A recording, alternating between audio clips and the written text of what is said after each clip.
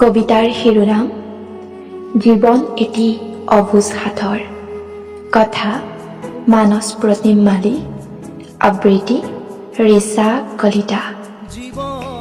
জীৱন সঁচাকৈ এটি ৰঙীন সপোন, যিটো সপোনত কেতিয়াবা সুখ, কেতিয়াবা দুখ আৰু কেতিয়াবা থাকে অনেক উত্তৰ বিচাৰি নোপোৱা প্ৰশ্ন।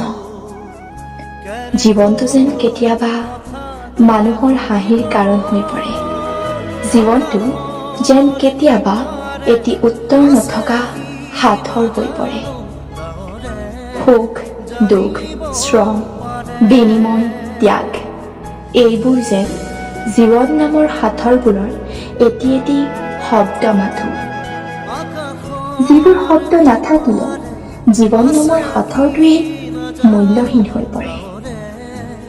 জীৱনটো কেতিয়াও মূল্যৰে জুখিব নোৱাৰি, কিন্তু যেতিয়া দুখবোৰ জীৱনৰ পৰা আঁতৰি নাযায়, অন্ধকাৰৰ মাজত বলিয়াৰ দৰে সুখৰ সন্ধান কৰিব লগা হয়, তেতিয়া জীৱনটোও যেন মূল্যহীন হৈ পৰিব খোজে। মনত অনেক প্ৰশ্নৰ উদ্ভৱ হয়, তেতিয়া জীৱনটোও যেন আনৰ হাঁহিৰ কাৰণ হৈ পৰে।